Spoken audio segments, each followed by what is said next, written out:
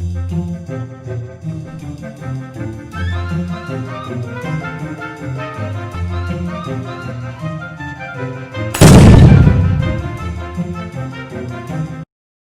Students, आज हम शुरू कर रहे हैं आपका मैक्रो इकोनॉमिक्स का नेक्स्ट टॉपिक।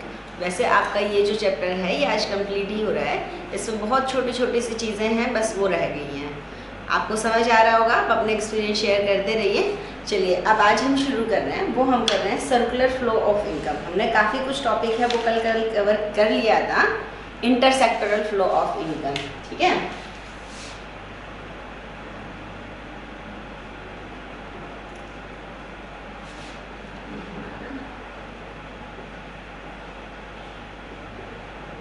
अब हमने जो करना है वो कर रहे हैं हम सर्कुलर फ्लो ऑफ इनकम।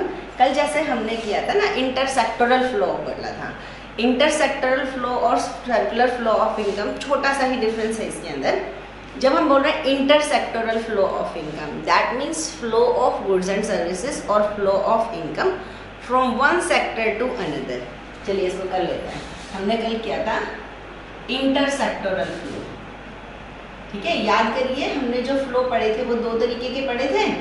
ठीक है, intersectoral flow, real flow, nominal flow. जो गुड्स एंड सर्विसेज की फॉर्म में होता है वो रियल फ्लो, जो मनी टर्म्स में हो रहा है वो गुड्स एंड सर्विसेज की फॉर्म में हो रहा है रियल फ्लो, जो मनी टर्म्स में हो रहा है वो मॉनेटरी फ्लो। तो हमने कल सेक्टर देखे थे, हाउस होल्ड है, प्रोड्यूसर है, गवर्नमेंट है और रेस्ट ऑफ वर्ल्ड है। कि हाउस होल्ड जो है वो प्रोड्यूसर को कुछ चीज़ें लैंड, लेबर, कैपिटल, एंटरप्रेन्योर दे रहा है, प्रोड्यूसर उसको गुड्स एंड सर्विसेज दे रहा है, फिर पेमेंट का एक्सचेंज है। हाउस होल्ड प्रोड्यूसर को, हाउस होल्ड गवर्नमेंट को टैक्स दे रही है, गवर्नमेंट इनको ट्रांसफर पेमेंट दे रही है, गवर्नमेंट प्रोड्यूसर को सब्सिडी दे रही है, प्रोड्यूसर से टैक्स भी ले रही है।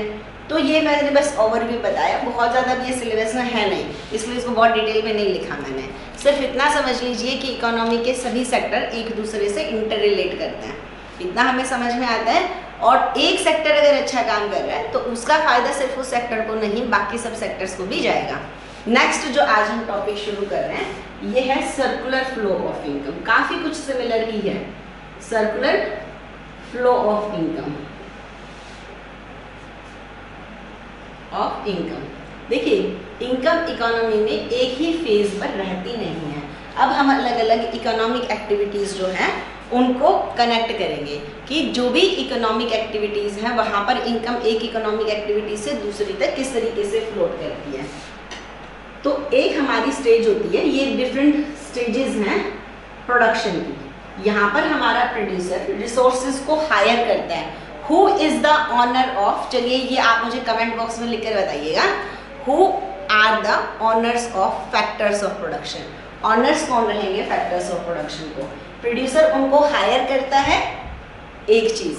दूसरी चीज़ है जब वो उनको हायर कर लेता है, उनकी हेल्प से गुड्स एंड सर्विसेज बना रहा है, तो इस स्टेज का नाम होता है वैल्यू एडिशन स्टेज, भी इसको बोलते हैं वैल्यू एडिशन स्टेज। कि यहाँ पर आपने फैक्टर्स ऑफ प्रोडक्शन को हायर करके और फिर क्या किया, उसके साथ आपने वैल्यू एडिशन करी, उन चीज़ों की वैल्यू को बढ़ाया। इसको एक एग्जांपल से समझते हैं कि जैसे एक फैक्ट्री है, उसके अंदर रिसोर्सेज हायर करे गए, आपने लैंड, लेबर, कैपिटल, एंटरप्रेन्योर सब रिसोर्सेज इकट्ठे किए और आपके पास जो थी, मान लीजिए आपका एक फर्नीचर, जैसे आपकी बुक का एक एग्जांपल अगर लें, फर्नीचर जो है या प्लाईवुड बनाने की हम एक इंडस्ट्री ले लेते हैं। उसने क्या किया, जितने की भी उनके पास टिम्बर थी वो सब रॉ मटेरियल था, वो आपका 1 लाख का था। उन सब की हेल्प से उन्होंने 1 लाख की जो भी लकड़ी थी उसकी हेल्प से उन्होंने 3 लाख का जो फर्नीचर बना दिया। तो 3 - 1 अगर कर दें, 2 लाख का जो वैल्यू एडिशन हुआ ये किसका हुआ? प्रोडक्शन स्टेज पर हुआ। अब जितना भी वैल्यू एडिशन हुआ उसको क्या करेंगे, नेक्स्ट स्टेज पर क्या होगा, जो फैक्टर्स हायर करे गए थे, हमने क्या किया, हमने देखा 3 लाख का आपने वैल्यू ऑफ आउटपुट, हमने जितने का आउटपुट क्रिएट किया माइनस जितने का रॉ मटेरियल हमने यूज किया। रॉ मटेरियल हमारा कितने का हो गया, 2 लाख का, 1 का। हमारी वैल्यू एडिशन कितनी आ गई, 2 लाख। इसको हम कहेंगे वैल्यू एडिशन। ये जो वैल्यू एडिशन है 2 लाख की, रॉ मटेरियल की वैल्यू, हमने रॉ मटेरियल, रेगुलर सप्लाईज, उन सब की वैल्यू को माइनस कर दिया, 2 लाख की हमारी वैल्यू एडिशन आ गई। अब ये वैल्यू एडिशन क्या होगी, बाकी जो फैक्टर्स ऑफ प्रोडक्शन है ये हमारी स्टेज बोली जाती है इनकम जनरेशन। यहाँ पर क्या होगा, ये 2 लाख रुपए हैं, इसमें से कुछ हिस्सा वेजेस में चला जाएगा, कुछ हिस्सा रेंट में चला गया, कुछ हिस्सा इंटरेस्ट में, और बाकी बचा हुआ किसमें चला जाएगा, प्रॉफिट में। ये हमारी इनकम जनरेशन स्टेजेस हो गई, जहाँ पर प्रोड्यूसर जो है फैक्टर्स ऑफ प्रोडक्शन को उनकी इनकम में हिस्सा जो है वो डिस्ट्रीब्यूट करेगा। नेक्स्ट जो स्टेजेस हो गई इसके अंदर वो हमारी हो गई डिस्पोजिशन स्टेज। डिस्पोजिशन की स्टेज हो गई। डिस्पोजिशन स्टेज जो है वो सिंपल आएगी कि यहाँ पर हमने गुड्स एंड सर्विसेज को बनाकर जो इनकम जनरेट करी थी, अब उस इनकम को फाइनली डिस्बर्स कर देंगे। इस इनकम का कुछ हिस्सा जिसके भी हाथ में आएगा, कुछ हिस्सा वो कंज्यूम कर लेगा और कुछ हिस्सा वो सेव कर देगा। सेव करके आगे फिर इन्वेस्ट हो गई और अल्टीमेटली पैसा फिर प्रोड्यूसर के पास पहुंच जाएगा। प्रोड्यूसर के पास कैसे पहुंच गया, आप ये समझिए, रोड बन रहा है, सरकार ने रोड बनाने पर कुछ लोगों को लगाया, मटेरियल खरीदा, लोगों को लगाया, कॉन्ट्रैक्टर को जो है कॉन्ट्रैक्ट्स वगैरह दिए, कितनी सारी रेगुलर सप्लाईज, वो स्टेज हुई प्रोडक्शन की। अब वहाँ पर क्या हुआ, कुछ लोगों जितना भी वैल्यू एडिशन है सरकार ने फिर सबको वेजेस भी देनी है, रेंट वगैरह वगैरह उनको कोई दिया है, पैसा लगा है, उसका इंटरेस्ट वगैरह वो सब कुछ हो गया। वहाँ पर वो इनकम जनरेशन की स्टेज हो गई कि जिसका जो पैसा बनता था वो उसको गवर्नमेंट ने दे दिया, रोड बनाया, पैसा दिया। अब जिनके हाथ में पैसा आया, मान लीजिए वहाँ पर कोई एम्प्लॉई है, काम कर रहा है, उसको भी पैसे मिले, अब उसको 1 लाख रुपया मिला। उस 1 लाख रुपए का वो जो करेगा वो हम डिस्पोजिशन में दिखाते हैं। उस 1 लाख रुपए का कुछ हिस्सा उसने कंज्यूम कर लेना है, कुछ हिस्सा उसने सेव कर लिया। कंज्यूमशन करा, वो गुड्स एंड सर्विसेज खरीदने में गया, अगेन प्रोड्यूसर के पास चला गया, किसी ना किसी प्रोड्यूसर के पास तो गया। हम ये नहीं कह रहे सेम प्रोड्यूसर, मैक्रो इकोनॉमिक में हम पूरा प्रोडक्शन सेक्टर एक जगह रख रहे हैं, है ना। तो वो पैसा प्रोड्यूसर के पास गया, कुछ ना कुछ चीज़ें प्रोड्यूसर को उसने कंज्यूम करने के लिए चीज़ें खरीदी, उससे कुछ हिस्सा उसने सेव किया, जो उसने कहीं बैंक में रख दिया तो वो आगे फिर इन्वेस्ट हो जाएगा, और नहीं रखा है तो ये पैसा तो आपका बाहर हो जाएगा। नॉर्मली हम ये मानकर अगर यहाँ चले कि सारा जो सेविंग है वो हमने इन्वेस्टमेंट में कन्वर्ट कर दिया, या वो उस सेविंग का कुछ हिस्सा हमने जाके आगे कंज्यूम कर दिया, तो प्रोड्यूसर तक पहुँच गया। यही चीज़ हमारा सर्कुलर फ्लो ऑफ इनकम होती है। देखिए नाम क्या है, सर्कुलर फ्लो ऑफ इनकम, कि income is circulating. Flow of income से income is flowing in circular motion, that's it. Income जो है आपकी सर्कुलेट कर रही है, मूव कर रही है from one economic activity to another. हमने आज कंज्यूम किया, आपने कोई चीज़ खरीदी अपने घर में, कंज्यूम ही कर रहे हैं हम लोग। हमने कोई चीज़ कंज्यूम करी, वो चीज़ किसी की इनकम बन गई, जो उसकी इनकम बनी उसने आगे उसको क्या करा, उसके फैक्टर्स ऑफ प्रोडक्शन की इनकम वहाँ पर डिस्ट्रीब्यूट हो जाएगी, उसका कुछ हिस्सा रेंट, इंटरेस्ट, वेजेस। तो ये पूरी इकोनॉमी के अंदर सर्कल ऐसे ही चलता रहता है। तो एक का कंजम्पशन, दूसरे का इनकम, दूसरे की इनकम किसी तीसरे का कंजम्पशन, तो वो सब चीज़ें चलती रहती हैं। इनकम आगे कंजम्पशन और सेविंग्स में डिवाइड हो जाएगी, कंजम्पशन फिर आगे किसी और की इनकम बनेगी, तो ये सर्कल चलता रहता है। इसी को हम इंटरसेक्टोरल फ्लो ऑफ इनकम जो है, ये सर्कुलर फ्लो ऑफ इनकम जो है वो भी कह रहे हैं। Mainly circular flow of income में हम 2 फ्लो दिखा रहे होते हैं कि हाउस होल्ड और प्रोड्यूसर। इनके बीच का अगर मुझे रियल फ्लो दिखाना हो तो कौन सा है, लैंड, लेबर, कैपिटल, एंटरप्रेन्योर। और अगर यहाँ से रेंट, इंटरेस्ट, वेजेस और प्रॉफिट की बात करें तो ये नॉमिनल फ्लो है। ये कौन सा फ्लो है, रियल फ्लो। अब इसके बाद है कि प्रोड्यूसर की तरफ से हाउस होल्ड की तरफ कौन सा रियल फ्लो जाता है, गुड्स एंड सर्विसेज जो प्रोड्यूसर ने हाउस होल्ड को दी वो भी रियल फ्लो है। ये ऊपर वाले दोनों रियल फ्लो दिखाए, real flow, flow in terms of goods and services. House hold ने जो पेमेंट करी गुड्स एंड सर्विसेज की, payment for goods and services, ये अगेन कौन सा फ्लो हो गया, ये फिर से हमारा नॉमिनल फ्लो हो गया। तो ये हमारा हर रियल फ्लो के ऑपोजिट में इक्वल अमाउंट का नॉमिनल फ्लो जाएगा। यही एक मॉनेटरी इकोनॉमी, ये हमने कल भी किया था। आज के दिन हम एक और चीज़ समझ रहे हैं, एजम्पशन ऑफ दिस मॉडल। ये जो हमने करा है कि हाउस होल्ड से प्रोड्यूसर तक यहाँ जा रहा है, इसकी एजम्पशन इस मॉडल की ये है, 2 सेक्टर मॉडल हमने लिया है कि देयर आर ओनली 2 सेक्टर्स। की इकोनॉमी में सिर्फ 2 सेक्टर है, there is no government and no rest of world. जो भी प्रोड्यूसर प्रोड्यूस कर रहा है वो सब कुछ हाउस होल्ड कंज्यूम कर रहा है, हाउस होल्ड जितना भी पैसा खर्च कर रहा है वो प्रोड्यूसर के पास जा रहा है। सिर्फ 2 सेक्टर्स हैं तो 2 सेक्टर हैं, पहली एजम्पशन। दूसरी है कि हम इस तरीके की इकोनॉमी के अंदर ये देखेंगे कि जो इनकम है वो कंजम्पशन के बराबर है। आप सेव नहीं कर रहे हो, इसमें फाइनेंशियल सेक्टर है ही नहीं। हाउस होल्ड, देखिए फाइनेंशियल सेक्टर क्या होता है, बैंक्स हो गए, स्टॉक मार्केट्स हो गए, ये सब हमारा फाइनेंशियल सेक्टर है। आपके आज के दिन पर अपनी इनकम से ज़्यादा कंज्यूम भी कर सकते हो, समझिए इस चीज़ को, जितना हम कमा रहे हैं हम उससे ज़्यादा भी कंज्यूम कर सकते हैं और कम भी। अब ज़्यादा कैसे कर सकते हैं, आप बैंक से लोन ले सकते हो, है ना, मार्केट से लोन ले सकते हो, तो इसका मतलब आपकी कंजम्पशन इनकम से ज़्यादा हो सकती है। फाइनेंशियल सेक्टर होने के कारण इनकम कंजम्पशन से कम, बराबर या ज़्यादा, तीनों सिचुएशन पॉसिबल हैं।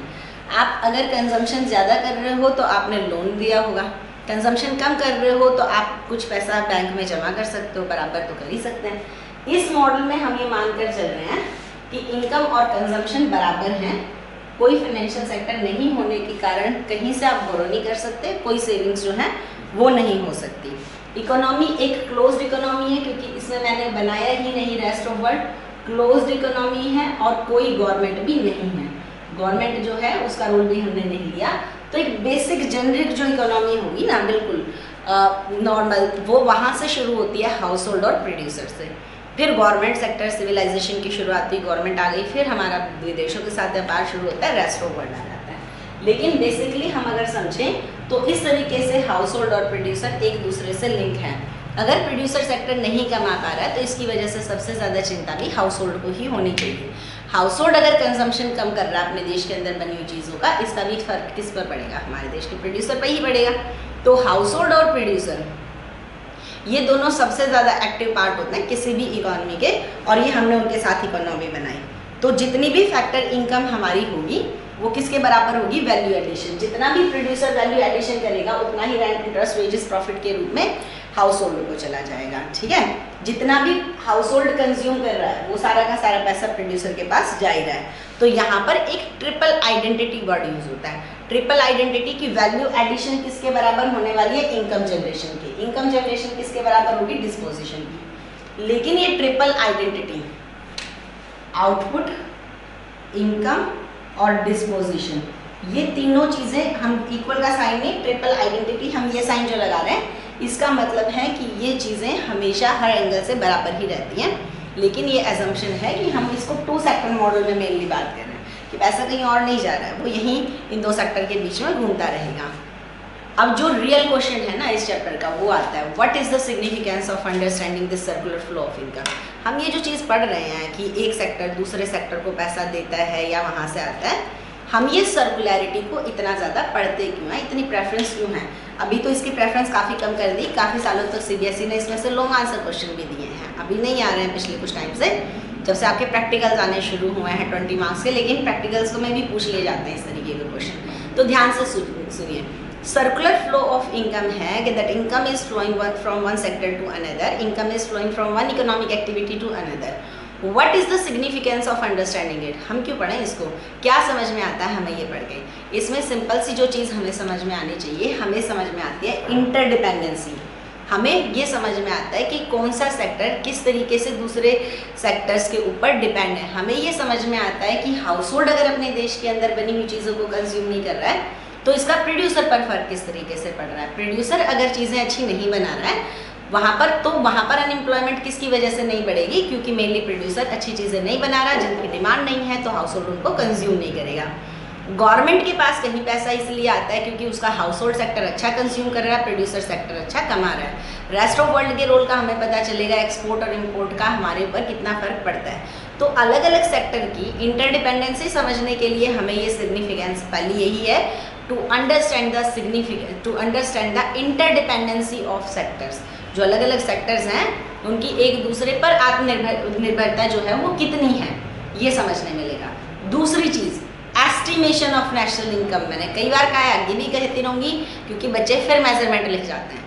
एस्टिमेशन वर्ड होता है, नेशनल इनकम हमेशा एस्टिमेट करी जाती है। There is no way to measure a thing for which we have not complete data. हमारे पास डाटा ही अवेलेबल नहीं होता। आप देख रहे हो अभी माइग्रेंट्स वगैरह देख रहे हैं, इतनी सारी प्रॉब्लम आ रही हैं, माइग्रेंट वर्कर्स जो हैं उनकी प्रॉब्लम आ रही है। अगर हमारे पास सारा डाटा अवेलेबल रहा होता, हमें पता होता किस स्टेट के कहाँ लोग कितने काम कर रहे हैं, शायद इतना मिसमैनेजमेंट तो नहीं हुआ होता। है ना। तो ये माइग्रेंट जो वर्कर हैं इसके बारे में सोचा नहीं, इतना सारा एडमिनिस्ट्रेशन हो गया, गवर्नमेंट हो गया, कहीं ना कहीं तो उसकी फेलियर रही ना।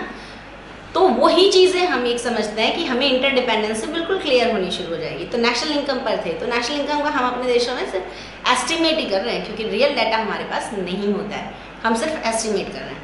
Estimation of national income, national income कैसे एस्टिमेट करेंगे, यही तो हमें करना है इस यूनिट में। एस्टिमेशन ऑफ नेशनल इनकम होगा, अगर आप अपने देश में होने वाली टोटल वैल्यू एडिशन का पता कर लो तभी भी आपको नेशनल इनकम पता चल जाएगी। टोटल कितनी इनकम जनरेट हुई रेंट, इंटरेस्ट, वेजेस और प्रॉफिट में, ये अगर कैलकुलेट कर ले तभी भी हमें नेशनल इनकम निकल जाएगी। टोटल हमारी इकोनॉमी में कितना कंज्यूम हुआ और कितना सेव हुआ, अगर इसको भी ऐड कर लें तभी भी हमें नेशनल इनकम मिल जाएगी। तो एस्टिमेशन ऑफ नेशनल इनकम जो है वो करने के लिए भी हमें जो है इसकी ज़रूरत पड़ेगी। तो मेनली इसकी सिग्निफिकेंस यही है, नेशनल इनकम को एस्टिमेट करने के लिए और इंटरसेक्टरल डिपेंडेंसी की नॉलेज के लिए हमें ये समझना ज़रूरी है कि पूरी इकोनॉमी एक दूसरे से कनेक्टेड है। अगर हाउस होल्ड अपना काम सही तरीके से नहीं कर रहे, हाउस होल्ड अपना काम सही तरीके से, हमारे फैक्टर्स ऑफ प्रोडक्शन की, मैंने क्वेश्चन पूछा था, मैं ये आंसर भी दे रही हूँ, सभी फैक्टर्स ऑफ प्रोडक्शन का ऑनर कौन होता है, हाउस होल्ड। अगर हमारे फैक्टर्स ऑफ प्रोडक्शन की क्वालिटी अच्छी नहीं है, हमारी लेबर की क्वालिटी अच्छी नहीं है, सोचो प्रोड्यूसर अच्छा काम क्यों नहीं कर पा रहा, हमारे देश का प्रोड्यूसर उतना अच्छा काम क्यों नहीं कर पा रहा, हमारी इंडस्ट्रीज में इतने अच्छे हार्डवेयर सॉफ्टवेयर क्यों नहीं बन रहे हैं जितने बाहर की, तो वहाँ पर है क्योंकि कहीं ना कहीं कमी तो हमारे भी यहाँ प्रोड्यूसर को, इंडस्ट्रियलिस्ट को आप कितना भी ब्लेम कर लो, लेकिन उनको फैक्टर्स ऑफ प्रोडक्शन की सप्लाई कहाँ से है, हाउस होल्ड से है। हाउस होल्ड के अंदर जो है कहीं ना कहीं फैक्टर ऑफ प्रोडक्शन अगर हमारे कमज़ोर है, हमारा एंटरप्रेन्योर इतना ज़्यादा डेयरिंग या स्किल नहीं है, हमारी लेबर जो है इतनी ज़्यादा लेबोरियस नहीं है, स्किल नहीं है, ये तो हमारी प्रॉब्लम है ना। हमारा मनी, हमारी कैपिटल बहुत ज़्यादा वल्नरेबल है, वो फंडामेंटल पर नहीं इन्वेस्ट हम करते हैं, हम सिर्फ और सिर्फ अफवाहों पर करते हैं। तो उसका फर्क कहाँ आता है, हमारे फैक्टर ऑफ प्रोडक्शन की क्वालिटी अच्छी नहीं होने के कारण हमारा प्रोड्यूसर सफ़र करता है। हमारा प्रोड्यूसर अगर सफ़र करेगा तो हमारे हाउस होल्ड को दिक्कत आएगी, रेंट, इंटरेस्ट, वेजेस और प्रॉफिट उनको नहीं टाइम पर मिलेंगी, या अच्छी रेंट, वेजेस, इंटरेस्ट, प्रॉफिट नहीं मिलेंगी। और जब ये दोनों अच्छा काम नहीं करेंगे तो गवर्नमेंट कैसे कमाएगी, गवर्नमेंट सही जगह सब्सिडी नहीं देगी, सही तरीके से टैक्स नहीं लगाएगी, तो फिर वो बाकी दोनों सफ़र करने वाले हैं। तो इस तरीके से हमें इंटरडिपेंडेंसी समझनी चाहिए। मैक्रो इकोनॉमिक्स में बिल्कुल शुरू से कहा था, आप किसी एक फर्म या इंडस्ट्री के लेवल पर नहीं सोचोगे, नहीं सोचना चाहिए। मैक्रो का लेवल ही यही है, आपको पूरी इकोनॉमी के पर्सपेक्टिव पर सोचना है, क्योंकि हम माइक्रो मैक्रो पैराडॉक्स में पढ़ चुके हैं, जो एक के लेवल पर सही है वो सबके लेवल पर ठीक नहीं होगा। मैक्रो के अंदर प्रिंसिपल थोड़े अलग तरीके से काम करते हैं। तो मैक्रो पर्सपेक्टिव को सही तरीके से समझने के लिए हमारा ये इंटरसेक्टोरल फ्लो जो है वो काम करता है। आज के लिए मेनली आपका इतना ही टॉपिक था। अब हम नेक्स्ट जो चैप्टर हैं वो शुरू करने वाले हैं। हालांकि अगर आप एनसीईआरटी से कर रहे हो तो अभी हमारी फर्स्ट यूनिट जो है नेशनल इनकम वही चल रही है, इसके बाद और थोड़े से बेसिक कंसेप्ट जो हैं वो शुरू होने वाले हैं। होपफुली आपको समझ में आ रहा होगा, अपने एक्सपीरियंस शेयर करते रहिए। आज के लिए इतना ही, थैंक यू।